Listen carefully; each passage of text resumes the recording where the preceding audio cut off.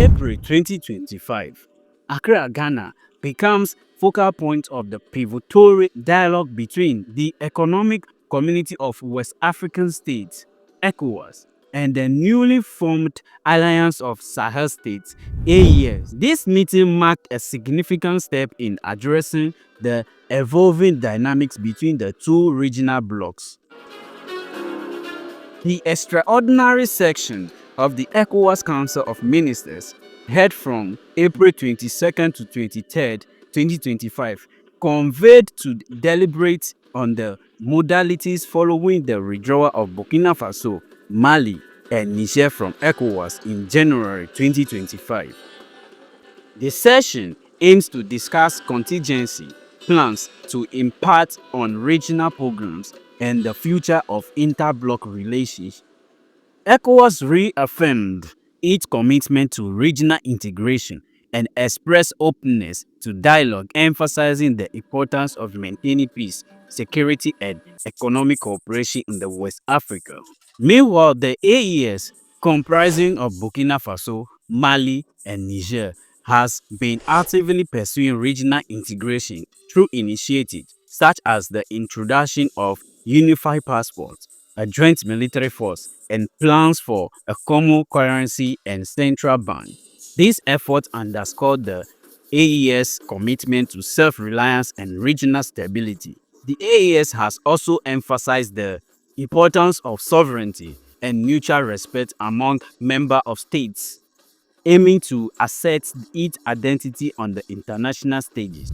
The Accra meeting provided a platform for both blocs to address areas of contention and explore avenues of cooperation. Key topics included the AES imposing of a 0.5% import duty on goods from ECOWAS countries raised concerns about the future of free trade in the region.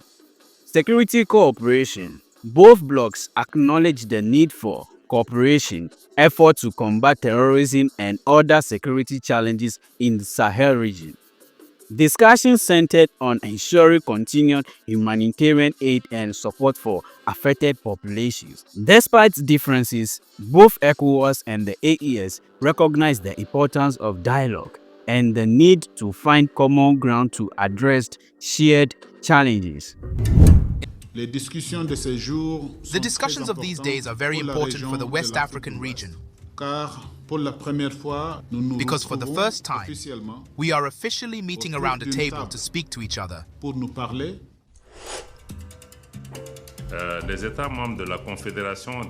member states of the Confederation of Sahel States, Burkina Faso, Mali, and Niger, in that order,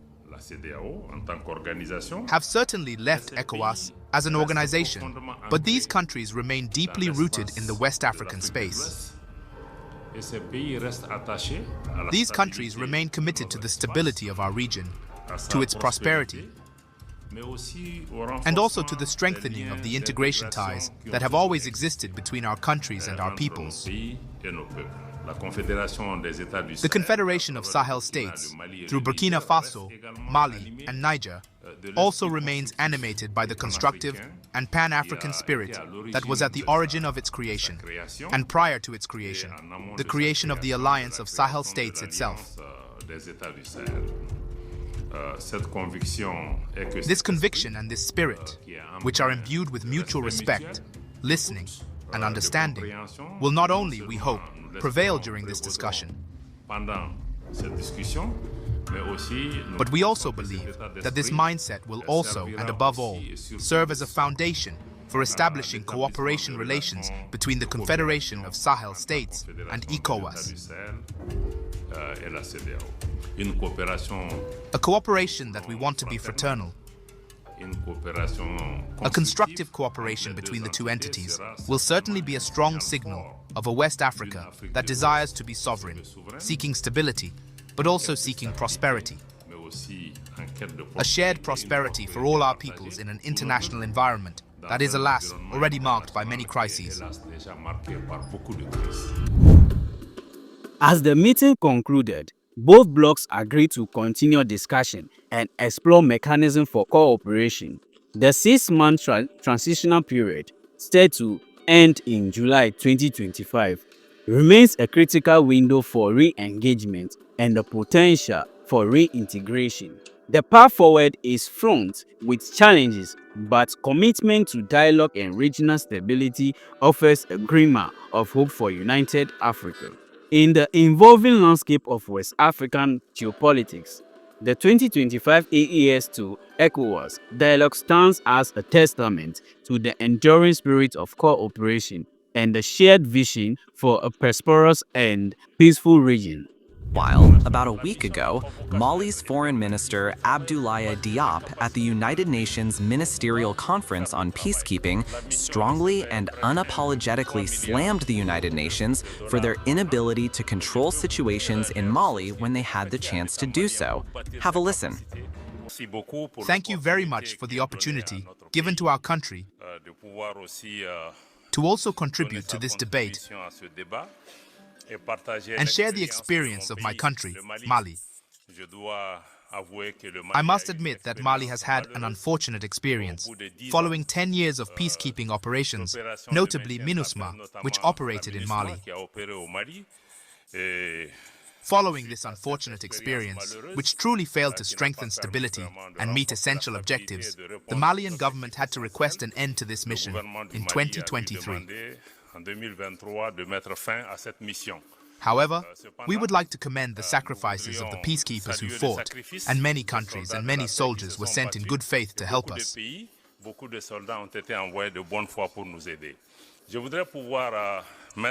I would like to share our experience on 4 essential points. The first point is, once again, the necessity of having mandates that are adapted to the situation of our countries. In Mali's case, it was essentially a situation of asymmetric warfare. As the Secretary General indicated, you cannot send a peacekeeping mission to an area where there is no peace to keep. Unfortunately, our populations were very frustrated, even angry, that in many localities in Mali, armed groups would practically massacre people, and peacekeepers were often there to say that it was not their mandate, they could not help. This created a lot of discontent. The second point is that instead of the mission being prepared to help us with security issues, it progressively concentrated on tasks that we can call soft issues.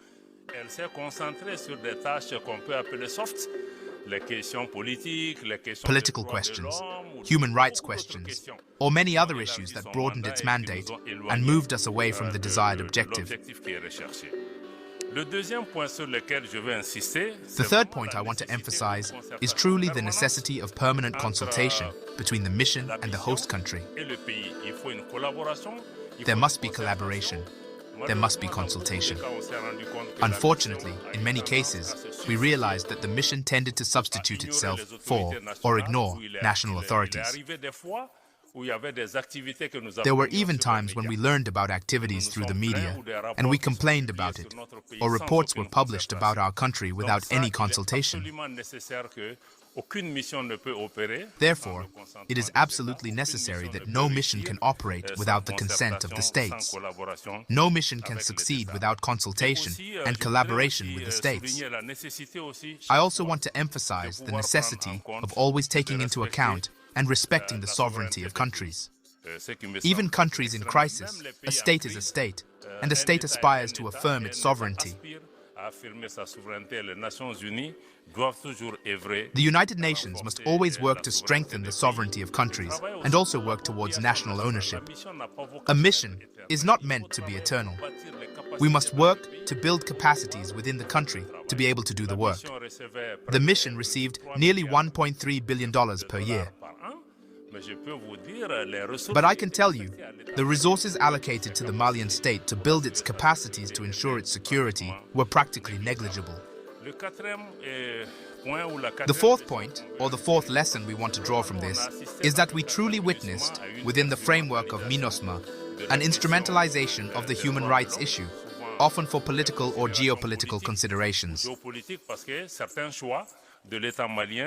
Because certain choices made by the Malian state were not convenient for some partners, the mission engaged in producing biased, often hostile, often misguided reports that created a crisis of confidence between the Malian state and the United Nations, and this did not help.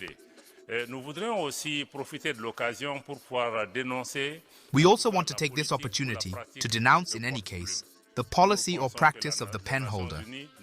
We believe that the United Nations should not perpetuate systems of colonial domination over our countries. It is unacceptable that 60 years after independence, former colonial powers should write resolutions about our countries, often with attitudes of contempt, attitudes of condescension. Therefore, it is absolutely important that these 4 lessons be taken into account. We are not saying that missions are not useful. They are useful if all of these concerns are taken into consideration to help countries emerge and move towards sustainable stability and peace. Thank you.